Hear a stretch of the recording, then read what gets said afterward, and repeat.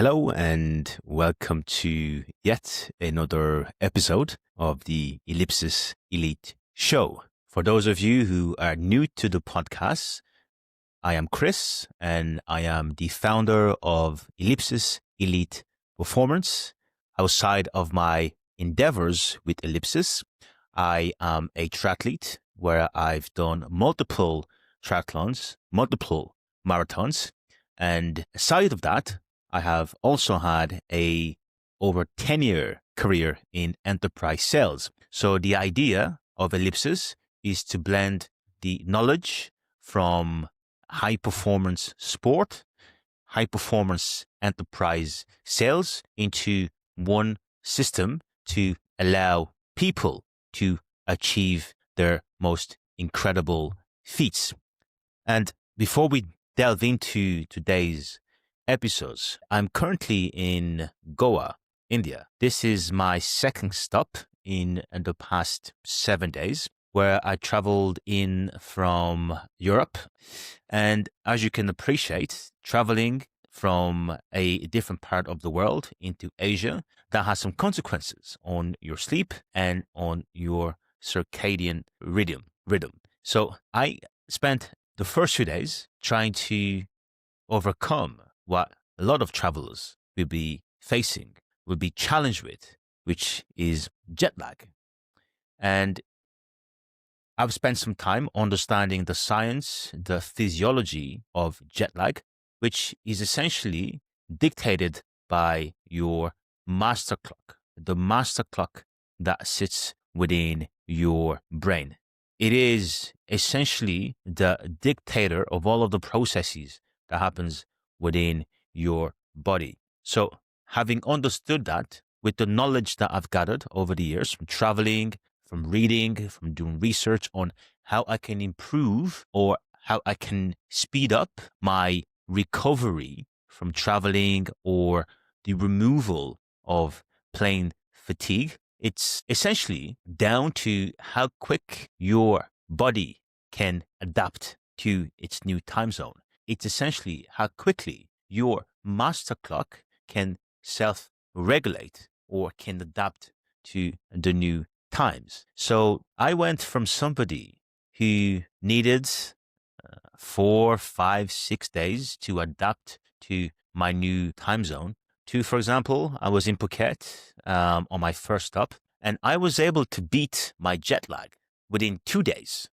And how I did it is thanks to a process that I have developed over the years, and it's quite simple, but it is efficient. And that process in beating jet lag begins from the day before you board a plane. You're prepping, you're planning. And I now treat long haul traveling as a long distance race. What does that include? Well, number one, you need to have sufficient hydration. Before you board, the day leading up to the flight, you need to consume a lot of water. Why? Because you are enabling your body to combat dehydration, because physiologically, your body is under a huge amount of stress. Spending, for example, in my case, it was a 8-hour journey on a plane at 36,000 feet in the air, traveling at almost the speed of sound. That is a lot of stress on the human body. And what usually happens because of the lack of air quality on the plane, your body is working overtime to try and maintain your homeostasis. And the impacts of that, similar to as if you were running a marathon, is you are going to dehydrate. So you need to overcompensate on your hydration the day before you board the flight. The day of the flight is no different. And also, in terms of my nutrition, I fueled before the flight as though I was going to take part in a long endurance race. So that included carbohydrates, pastas, rice, simple carbs, protein, because your body is going to be placed under a huge amount of demands. So it is hydration, carbohydrates, and protein. And throughout the duration of the flight, you also need to treat it as a long distance race. So what would you do? Well, you will stay mobile. My process is I need to be mobile or moving every hour for 5 minutes. And it does not need to be anything strenuous. It is light movement. For example, I would walk the aisles, which will take you 5 minutes, and that helps to keep the blood circulation in your body flowing. Because think about it. If you were on sea level, on the ground, if you were to be idle or sedentary for 8 hours, you would feel the impacts of that lack of movement. So it is crazy to me seeing people sitting on a plane, on a seat that is firstly uncomfortable for the duration of the entire flight. So that's the second element, is movement. Every hour I stood up and I walked the aisles. And I also, throughout the flight, every few minutes, I would sip on some water. And my aim was to drink at least 5 milliliters of water every hour. Again, that is to combat the impacts of dehydration. So I arrived in Phuket. I landed feeling relatively fresh. It was a late arrival, and I was able to essentially immerse myself into the current time zone, which meant the time to feeling normal again was accelerated, was reduced by, if you count, it used to take me 6 days, now to 3 days. So I've reduced my reduction of jet lag by 50% just by implementing some simple processes, which is hydration pre-flight, movement, and also hydration during the flight, the correct nutrition also during the flight, and then depending on when you land in your destination, another trick, another key element is just to immerse yourself into that time zone. For example, I arrived at night. It was late at night, which is already bedtime, and I went to sleep. If the opposite was true, if you landed in the morning or in the afternoon, then you would just carry on with your day as if it was your afternoon. What a lot of people do, or what I've done in the past, was I would try to compensate for the lack of sleep that I had during my travels. That has reduced and that has improved my ability to overcome jet lag a lot faster. And now I'm in Goa, India, and my time zone feels like home. I'm able to train, I'm able to run, and I'm able to essentially manage and execute the stuff that I need to do throughout the day normally. Whereas in the past, it would have taken me much, much longer. So before we dive into today's episode, which is going to be focused on deep recovery, which is the fourth element of the 4D system. And as many of you already know, the preceding D's of our critical framework to success to high performance, which is discipline, drive, development. And today we're going to have deep recovery. And recovery encompasses many elements, but the ones that we are going to focus on today is going to be primarily on stillness, tranquility, and nature's performance enhancer, sleep. How can you use stillness and sleep to enhance your performance, not only in sports, but also in business, at work, and most importantly, in your life? How can you improve all aspects of your life by improving your sleep protocols? And before we dive in any further, as we always do on this show, is to agree on the definition of deep recovery. This is how I define deep recovery. Deep recovery is intentional restoration, the strategic recalibration of body, mind, and nervous system that allows high performance to compound rather than collapse. It's not rest as escape, it's recovery as leverage. It's sleep, stillness, and rhythm used deliberately to reset physiology, sharpen judgment, and sustain excellence. Deep recovery is how the elite protect longevity, clarity, and momentum. Without it, discipline erodes, drive becomes volatile, and development plateaus. Recovery is not the opposite of performance, it is the multiplier. And to segue into the next segment, I'm going to share with you one of the books that has had the biggest impact on my life, which is a book called Why We Sleep by a British author, Matthew Walker. And this book was mentioned to me many times ago, many years ago, by a colleague. And after reading this book, which was just over a year ago, my focus, my prioritization on sleep has changed drastically. And as a result, it has had an incredibly positive impact on how I feel, my vitality, my health, the energy that I have throughout the day. And I understand we live in a society where sleep is viewed as time lost, as a detractor to productivity. But if we just step back and understand what sleep really is from a physiological perspective, from a biological perspective, what happens to the body whilst we sleep, the transformation, the adaptation, the restoration of our cells, our muscles, our nervous systems whilst we sleep. It's not time lost, it's efficiency gained. There are comments, there are expectations that the less you can sleep, the more productive you are. Well, the science and the research contradicts this belief, this common belief. And there's a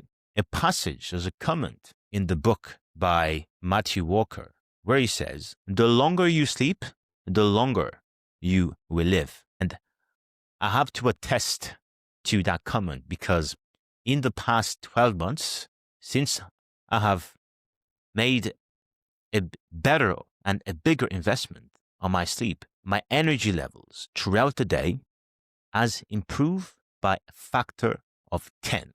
That is objectively. Now, as we know, I am an endurance athlete, which requires a lot of training, and I have been able to execute or to perform at a higher level in all of the elements within my personal life by the change or by the improved focus on sleeping. There are many frameworks, there are many processes that people can implement in improving their sleeps. For me, what changed was having a regimented sleep process, which is essentially getting your body ready to rest, ready to recover.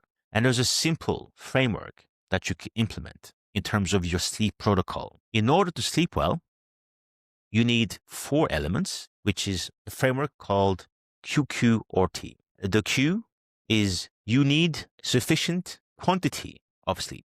A lot of people will tell you they can live on 4 hours of sleep.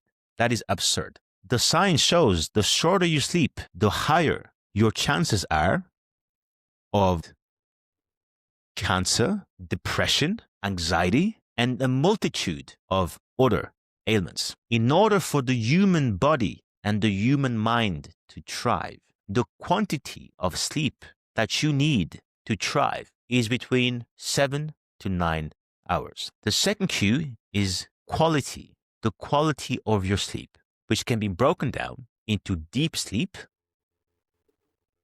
and into rapid eye movement, your deep phases of sleep and your REM phase of sleep. Your deep phases is where most of the restoration, most of the repair, most of the biological processes are happening. So you need to be able to attain or to reach these levels of deep sleep and REM sleep. REM sleep is essentially where a lot of the emotional processing takes place. So if you've had a lot of trauma, a lot of issues, a lot of stuff happening within your life, and if you are not getting enough REM sleep throughout the night, then that would have an impact on your mood, on your vitality, and on your ability to perform throughout the day. And the R is for regularity. How regularly are you going to sleep each day? And there is a margin of error of about 30 minutes, but it is the same as setting up an alarm to rise in the morning.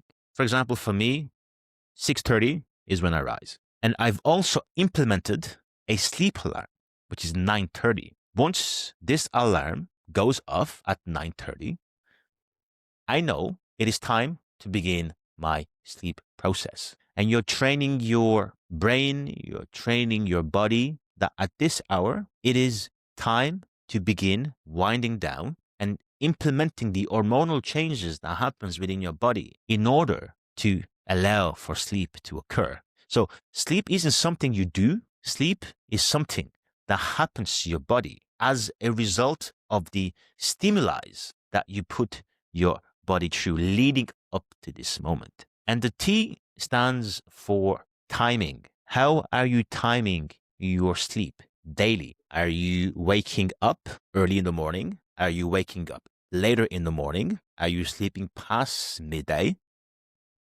And the timing is dictated again by your master clock. And the master clock is controlled by sunlight. That is the signal that your body receives to initiate your circadian rhythm, your 24-hour clock. In order for you to improve your sleep timing, the research says that in the first 5 minutes of you waking up, you need to allow your body to be exposed to sunlight, and even if it's under the clouds. But your eyes or your skin, the light receptors on your skin and your photoreceptors within your eyes, that is the key. That is a signal that your body needs to release the hormones to signal to the rest of your body that it is time to awaken. And for the chemical processes in your body that makes you feel awake to commence its processes. For example, as you awake, as your body begins to be stimulated by the light from sunlight,